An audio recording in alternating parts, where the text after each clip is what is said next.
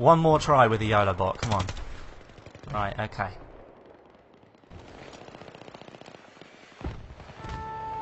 Faster, faster, faster, faster, faster! Yes! The M-Tuck! Yes, finally I've unlocked it!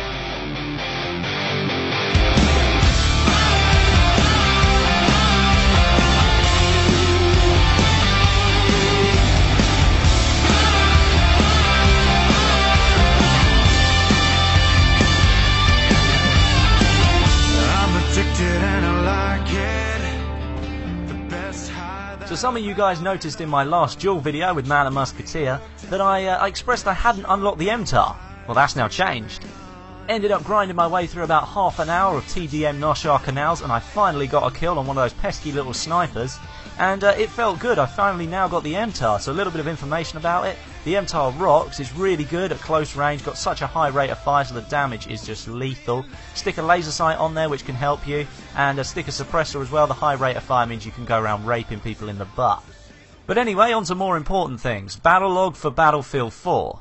Now, unless you've been living under a rock for the last few days, you'll know that Battlelog is going to be getting a serious overhaul for when Battlefield 4 drops. There are some really interesting features in there, and the whole video itself is really informative, but I'm going to pick out the top 3 things that I think are most important. Okay, number 1, Battle Screen. This is perhaps the most touted feature of the new Battlelog system, where you're able to use a second screen or a mobile tablet device as an extension to the game that you're already playing. So to put this into perspective, if you're playing on one of the new gen consoles and you've got a tablet device, you can set that thing up to work as a mini-map for the server that you're in.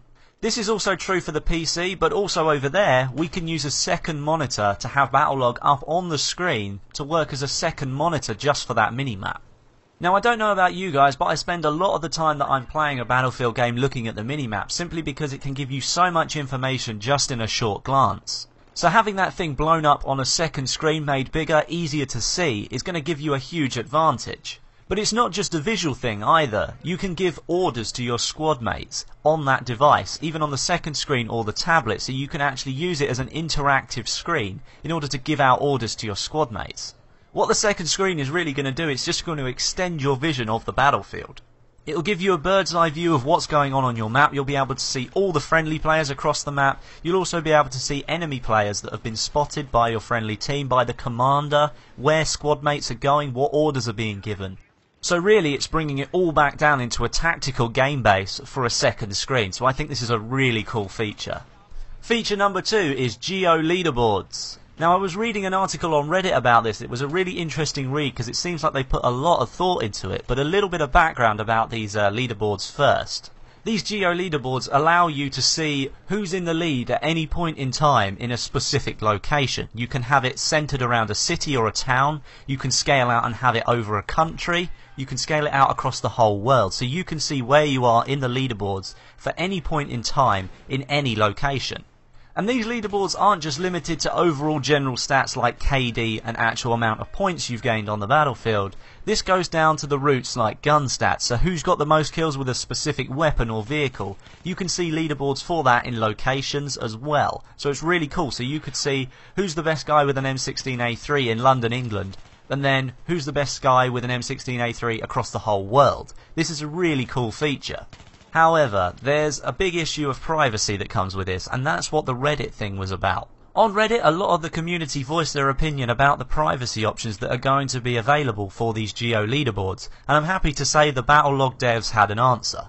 One of the developers, Darklord, he's perhaps one of the most active Battlelog developers on Reddit, gave a clear indication that there is going to be some privacy options. You do not have to give your location, that can be anonymous. Of course, you still will be able to take part in the leaderboards even if you choose to have your location anonymous, so that you can still look at stats for, let's say, London, England, and then England in general, but other people won't be able to see you on the leaderboards. And by extension to that, they've also said you're allowed to change your location. You don't actually have to be in London, England to be in the London, England leaderboards. You can change your location to be, let's say, in New York, USA, and then have a look at the leaderboards over there, so you can take part in those leaderboards if you want to. So it did look like they actually put some time and effort into thinking about people's privacy for this, and I really do respect the developers for that, because of course people don't like giving out their location sometimes. It's just a thing, and it's good that they've respected that. Okay, and the third top feature for me in the new Battlelog for Battlefield 4 is missions. This will work sort of the same way that assignments has worked for Battlefield 3, except they're not set by the developers of the game. They're set by the people who play the game. Now, to be honest, there wasn't a huge amount of information actually given out in the video about this new missions feature, but there's a small little bit of background information. Basically, anyone in your friends list you can set a mission for, let's say to kill the most vehicles within a 30-hour time frame. And then that's set, and then all of your friends can take part, whoever you choose to send the mission to, and then as soon as somebody takes the lead or overtakes you in the leaderboards, you're notified through Battlelog. So if you've got the Battlelog application on your smartphone or your tablet, it will pop up with a little bit of information saying that your friend has overtaken you in that battle, and wants you to go and play to then re-overtake them. I think this is a really cool idea. It would keep people really engaged. I've already said for Battlefield 3 I'm starting to wane on it because there's just less things to do now. But with those kind of mission objectives, it will keep me entertained, keeping me playing Battlefield different ways than I thought I would be able to play. And it's always a competition. You always want to win. Therefore, I'm going to be taking part in all these missions. And it leads me on to a quick suggestion, really. I did voice this over Twitter the other day. If you want to follow me on Twitter, that's popped up at the bottom of the screen now. Basically, missions would come up on my channel.